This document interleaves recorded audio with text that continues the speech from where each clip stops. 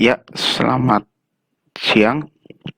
Di sini saya akan mempresentasikan tentang makanan dan minuman. Perkenalkan, nama kelompok kami. Yang pertama ada Anggira Armadijaya, yang kedua ada Yoga Eko Saputro, yang ketiga adalah Alia Islami. Pengertian dari subsektor industri makanan dan minuman, yaitu sebuah perusahaan manufaktur yang mengolah bahan baku menjadi barang setengah jadi atau barang jadi yang akan dijual kembali. Yang kedua ada kontribusi industri makanan dan minuman di Indonesia, yaitu sektor makanan dan minuman menopang pertumbuhan industri pengolahan non-migas, di mana pada kuartal 1 per 2016 pertumbuhan industri makanan dan minuman mencapai 7,5%.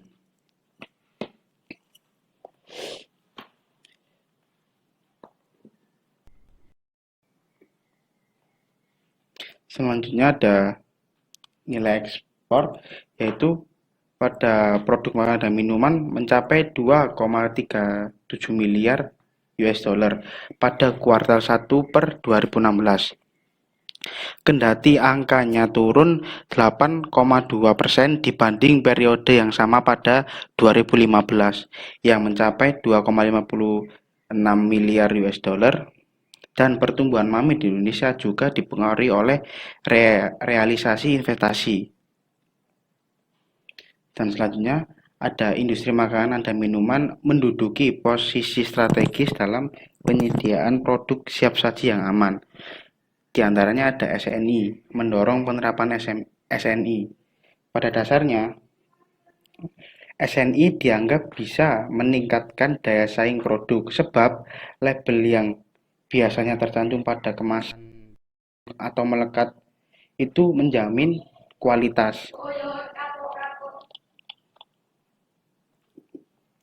Dan yang kedua ada Good Manufacturing Practice atau GMP,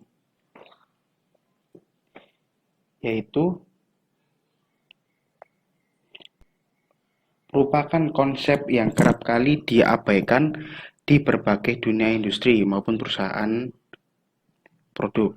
Padahal kehadiran ini mampu memberikan dampak yang signifikan bagi sebuah perusahaan atau pelaku industri. Kenapa itu GMP?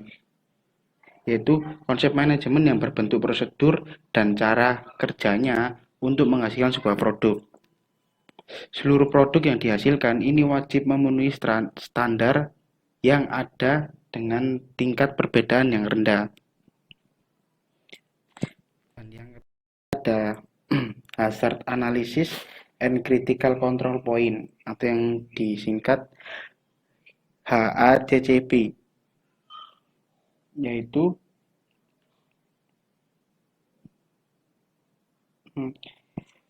makanan menjadi salah satu kebutuhan primer yang harus dipenuhi oleh manusia di setiap harinya.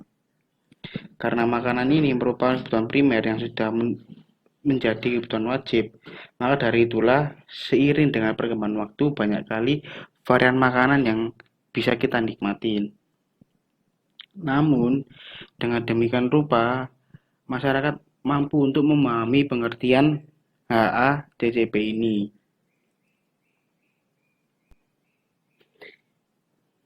Dan pengertiannya HACCP ini adalah di mana merupakan sebuah sistem yang mengontrol kondisi makanan sesuai dengan tolak ukur yang diterapkan, dan uji makanan ini akan cenderung kepada kemungkinan akan bahaya yang dalam makanan tersebut, sehingga dapat dikatakan bahwa hazard analysis and critical control point ini adalah sebuah sistem jaminan mutu makanan.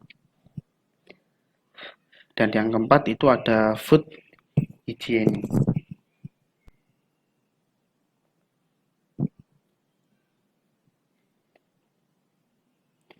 Dalam food hygiene ini nih,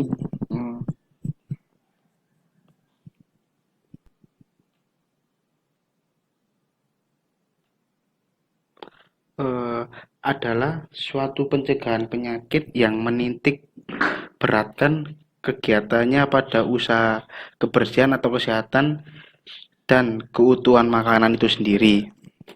Food hygienis menyangkut dua persoalan pokok, yaitu pada kualitas makanan dan kuantitas makanan. Yang keempat adalah food safety. Food safety ini adalah kondisi dan upaya yang diperlukan untuk mencegah panganan dari kemungkinan kecemaran biologis, kimia, dan benda-benda yang dapat mengganggu atau merugikan dan membahayakan kesehatan manusia dari produk tersebut. Keamanan makanan merupakan aspek yang sangat penting dalam kehidupan sehari-hari, dan kurangnya perhatian terhadap ini telah sering mengakibatkan terjadinya dampak penurunan kesehatan konsumennya melalui apa yang dibeli dan dimakan oleh bagi si konsumen. Yang kelima ada food sanitation, yaitu adalah suatu pencegahan penyakit yang menitikberatkan kegiatan terhadap lingkungan di mana makanan dan minuman berada. Jadi food sanitation ini menekankan pada faktor lingkungan seperti peralatan, pengolahan, dan tempat pengolahan, dan penyajian makanan.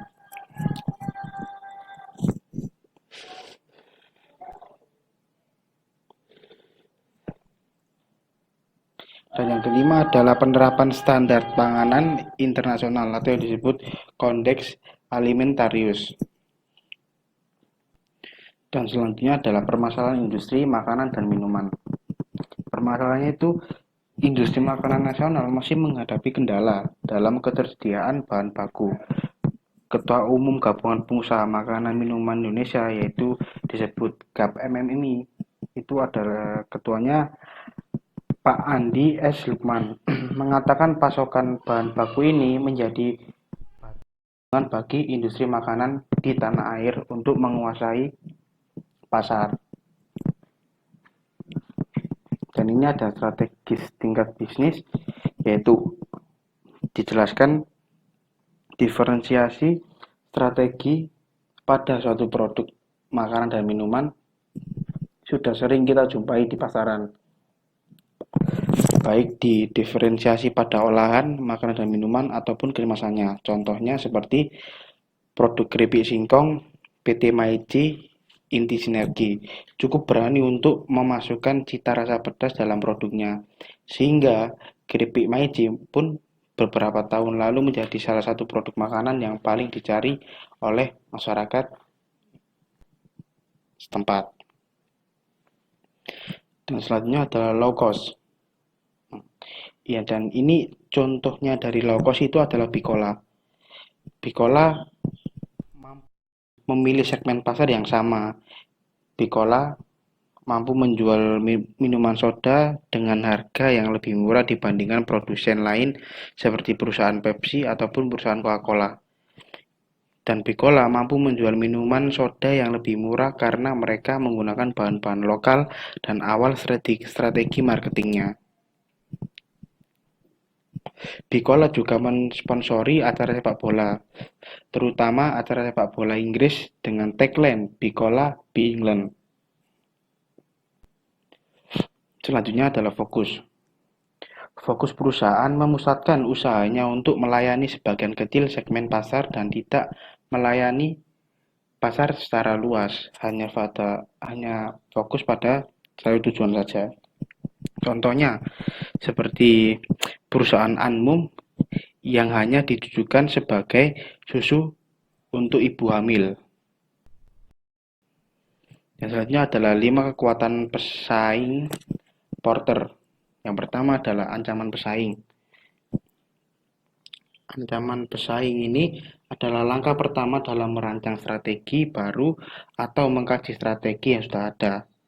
Di situasi ini, strategi diimplementasikan untuk menentukan perubahan strategi yang diperlukan. Yang kedua adalah ancaman pendatang baru.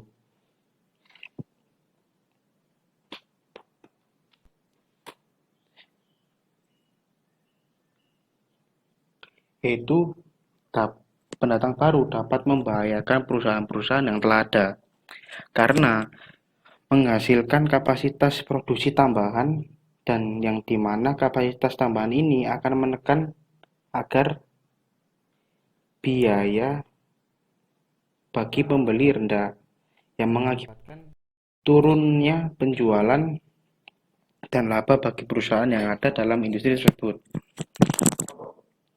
Dan yang ketiga ada ancaman produk pengganti, yaitu apabila harga yang ditawarkan produk pengganti tersebut akan lebih murah atau lebih rendah dan mutu serta kemampuan kinerja produk pengganti tersebut sama atau melebihi dari produk sebelumnya. Dan yang selanjutnya adalah kekuatan daya tawar pemasok, yaitu masok merupakan ancaman serius bagi perusahaan-perusahaan jika berintegrasi ke depan ke arah industri pembelinya. Misalnya, produsen pakaian yang memilih untuk membuka toko pakaian sendiri, sehingga menjadi ancaman bagi toko pakaian lainnya, terutama bagi toko yang dulunya membeli pakaian dari produsen tersebut. Yang terakhir ada konsumen, yaitu di mana pembeli lebih suka membeli produk dengan harga serendah mungkin. Hal ini mengakibatkan industri dapat memperoleh pengembalian atau laba serendah mungkin. Pembelian akan menuntut kualitas yang lebih tinggi, pelayanan yang lebih baik, serta harga yang murah. Dan ini contohnya ada dari ancaman pesaing, itu ada Indomie dan mie sedap. Dan ini contoh dari ancaman pendatang baru, itu ada awal mula susu peninggi badan Milo dan diikuti pesaingnya yaitu susu Ovaltine.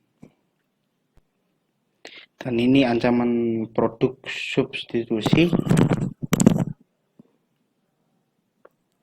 Dan contohnya seperti kayak makanan berat atau roti yang dengan sereal, serat, misalkan energen maupun nasi. Dan ini adalah faktor-faktor tingginya daya tawar pembeli, yaitu ada produk terdiferensiasi dan banyak pemasok. Yang kedua, pembeli mampu memproduksi produk yang diperlukan. Yang ketiga adalah switching cost pemasok adalah kecil. Yang keempat adalah produk perusahaan tidak terlalu penting bagi pembeli, sehingga pembeli mudah mencari substitusinya. Yang kelima, yaitu daya beli konsumen rendah ketika konsumen membeli produk dalam jumlah kecil dan produk penjual sangat berbeda dari pesaingnya. Ya, saya akan melanjutkan presentasi selanjutnya. Kekuatan tawar-menawar pemasok. Daya tawar pemasok memengaruhi intensitas persaingan di suatu industri, khususnya ketika terdapat sejumlah besar pemasok atau ketikanya terdapat sedikit bahan mentah pengganti yang bagus, atau ketika biaya peralihan ke bahan mentah lain sangat tinggi. Kekuatan tawar-menawar dari pemasok lemah karena pemasok tidak mampu mengendalikan perusahaan dalam penyediaan input, sedangkan industri mempunyai kemampuan untuk pengendalian pemasok.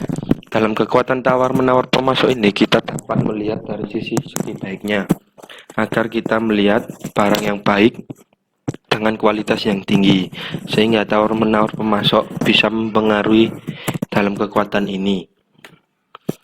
Regulasi UU nomor 7 tahun tentang pangan. Kategori pangan ini dibagi dua, yaitu pengaturan mutu dan pengaturan keamanan. Pengaturan mutu terkait bahan penyusun utama produk, seperti penamaan yang sesuai dengan kelaziman dan ekspektasi konsumen. Pengaturan keamanan merupakan batas maksimum cemaran dan BTP yang diatur berdasarkan kategori pangan. Ya, ini sumber yang kita pakai dalam PPT kita. Selanjutnya kita akan mengambil camils. Ini merupakan makanan. Camil sendiri ini healthy frozen food by Alia Islami yang membuat. Apa itu Camils? Camils merupakan sebuah produk atau olahan frozen food yang bahan dasarnya menggunakan sayuran. Varian frozen food yang dijual saat ini adalah nugget sayur dan somai sayur. Kenapa kami menggunakan sayuran? Karena kita bisa memanfaatkan tumbuhan yang ada di sekitar kita untuk diolah menjadi sebuah makanan. Dan sayuran sendiri di Surabaya mudah didapat. Konsep bisnis Camil sendiri, lokasinya kita berada di Banti Sedati Kota Sidoarjo yang beroperasi selama hari Senin sampai Jumat mulai pukul jam 8 sampai jam 4. Dan pemesanannya kita sendiri itu bisa melalui online.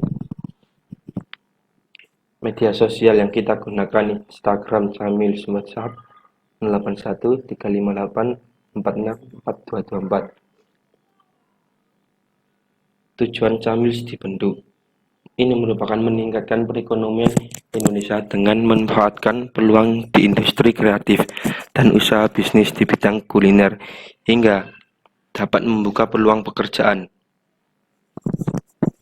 2. Meningkatkan inovasi serta kreativitas dalam dunia usaha. 3. Menumbuhkan jiwa kewirausahaan.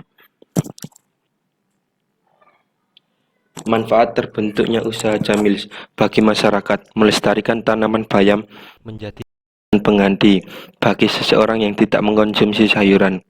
2. Bagi pemilik mendapatkan keuntungan yang besar, menjadi pengalaman dan sebagai pembelajaran dalam berwirausaha.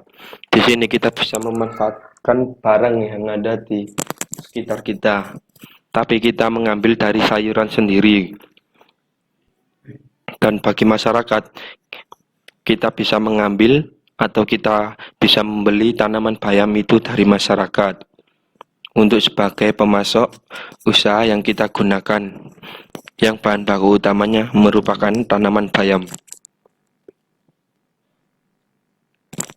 Gambaran usaha Camil. Deskripsi produk Camil sendiri merupakan olahan frozen food yang sehat karena terbuat dari sayur bayam hijau, pilihan dan campuran sayuran lain yang mengandung banyak antioksidan dan vitamin. Produk yang kami olah ini merupakan omade, sama sekali menggunakan pengawet makanan, dan meski untuk saat ini produk kami mempunyai 2 varian, yaitu nugget sayur dan somai sayur. Dalam sayur ini juga mengandung banyak sekali vitamin dan sangat ramah.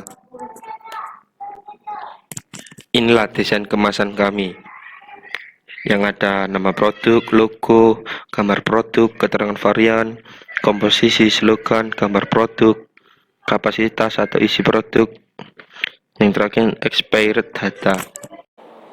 Selanjutnya, BMC produk olahan frozen food dari Camils. Pertama ada value proposition.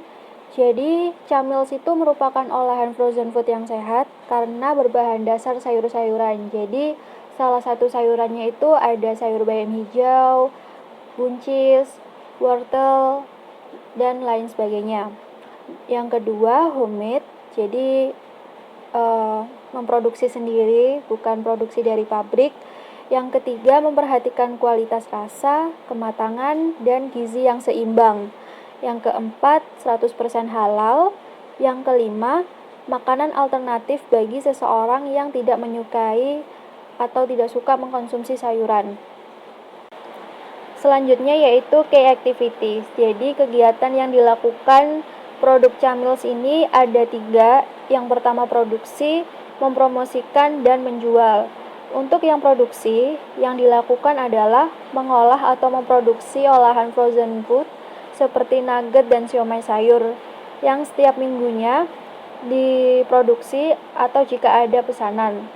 Yang kedua, mempromosikan.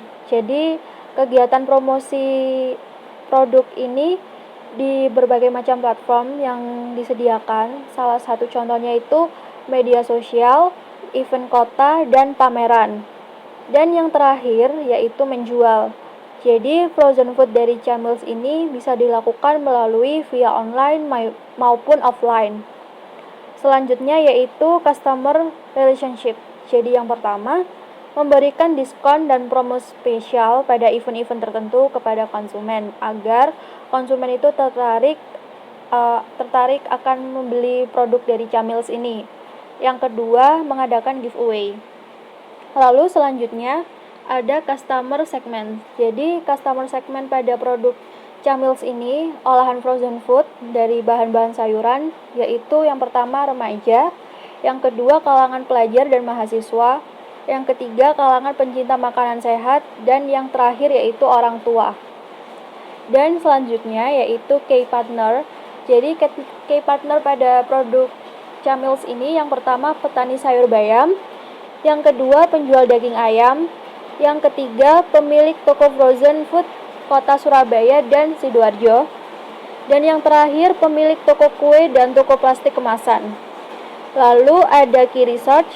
Jadi key research yang dibutuhkan dalam produk Camils ini ada beberapa orang yang dibutuhkan seperti koki, desainer, marketing, alat penghancur makanan, blender, dan pengukus dan freezer. Jadi nggak hanya alat yang dibutuhkan pun juga dibutuhkan dalam memproduksi olahan frozen food ini.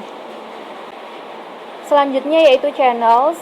Yang pertama ada social media seperti Instagram, Facebook, dan WhatsApp. Yang kedua ada e-commerce. Untuk e-commerce-nya sendiri, untuk produk Camils sudah tersedia di Tokopedia dan Shopee. Lalu ada cost structure. Ada beberapa biaya. Yang pertama biaya produksi, biaya kemasan, biaya cetak, dan biaya promosi. Lalu yang terakhir yaitu revenue stream. Jadi ada penjualan yang dilakukan melalui via online maupun offline. Analisis SWOT pada produk Camils. Yang pertama strength, yaitu homemade, 100% halal, memakai bahan sayur pilihan dan masih fresh. Yang kedua weakness. Jadi kesulitan pada saat proses pemasakannya, karena harus memperhatikan tingkat kematangan yang pas, akan tetapi kandungan vitamin dan sayurannya masih tetap terjaga, jadi tetap benar-benar masih fresh. Terus opportunities, jadi dengan pemasaran yang luas, karena berharap produk ini, ide bisnis ini bisa dikenal oleh banyak kalangan orang. Dan yang terakhir threats, jadi pesaing makanan olahan frozen food yang usahanya telah besar, mempunyai pabrik, dan untuk produksi dan mempunyai tenaga kerja yang cukup banyak, dan tentunya produknya yang sudah dikenal oleh kalangan masyarakat. Selanjutnya yaitu analisis pemasaran. Yang pertama pesaing dan peluang pasar.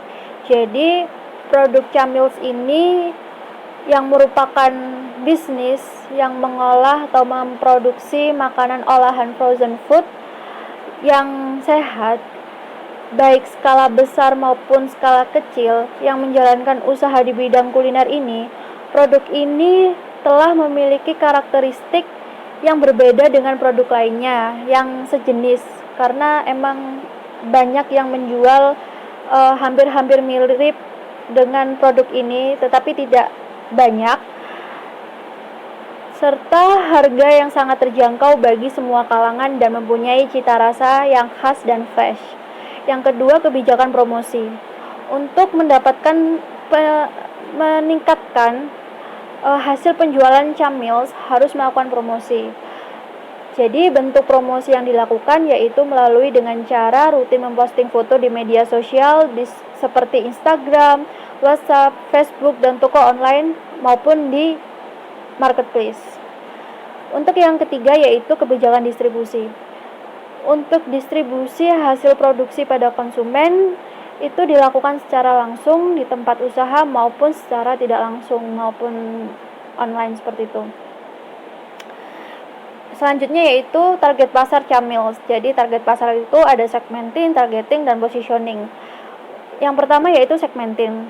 Untuk segmentasi demografis, produk Camils ini ditargetkan untuk orang dewasa, orang tua, para remaja, dan untuk seseorang yang gemar mengkonsumsi makanan sehat, namun dengan penyajian yang praktis, awet, saat penyimpanan karena semua bisa merasakan dan menikmati rasa nugget dan siomay sayur dari Camils ini.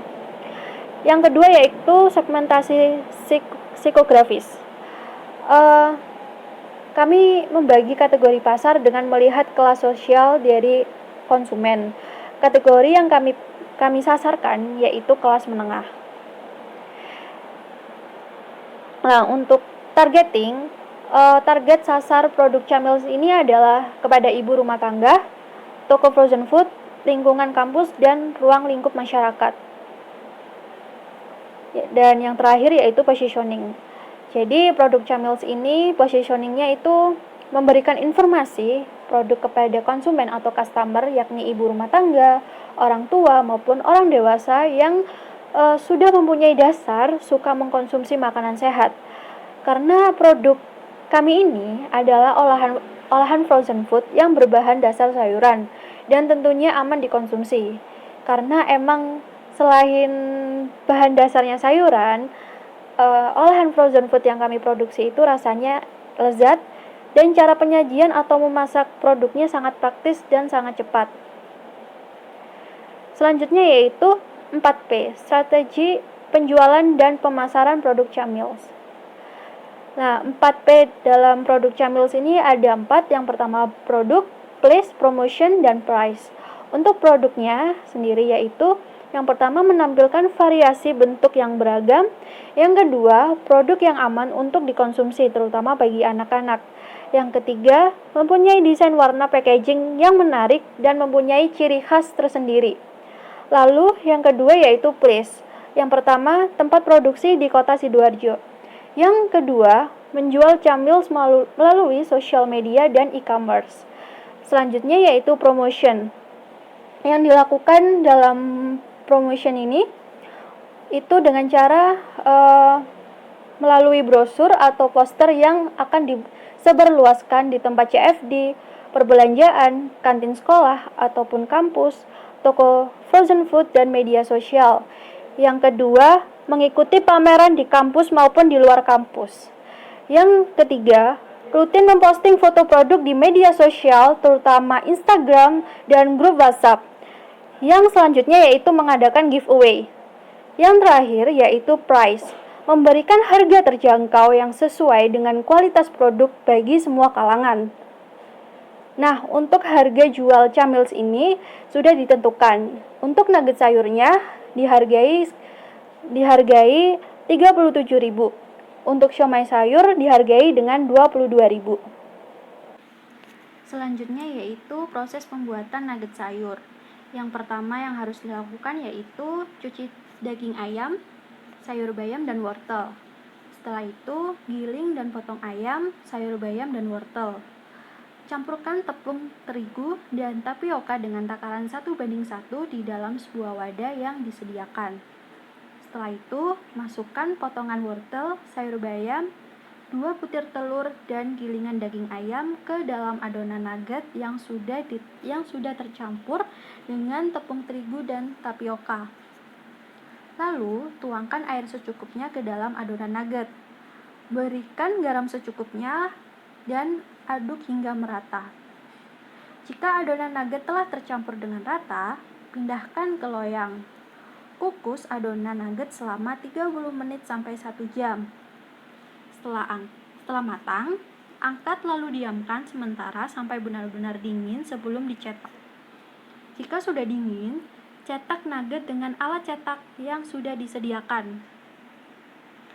Siapkan tepung terigu ke dalam wadah dan berikan air sehingga mendapatkan tekstur terigu cair atau adonan basah. Dan siapkan juga tepung panir ke dalam wadah yang berbeda, yaitu menjadi adonan keringnya. Selanjutnya, celupkan adonan nugget yang telah dicetak ke dalam adonan basah. Dan setelah itu ke adonan kering, yaitu tepung panir. Proses selanjutnya yaitu proses pembuatan siomay sayur. Hampir sama seperti proses pembuatan nugget, akan tetapi bedanya pada saat sudah membuat adonan siomay yang hampir sama seperti membuat adonan nugget sayur, tetapi tidak langsung dikukus, akan tetapi dimasukkan ke dalam kulit siomainya, lalu baru dikukus selama 30-1 jam. Setelah matang, diamkan siomay untuk beberapa saat, lalu masukkan siomay sayur ke dalam freezer. Jadi nggak hanya siomay sayur saja yang dimasukkan ke freezer, tetapi nugget sayur pun tadi juga harus dimasukkan ke freezer.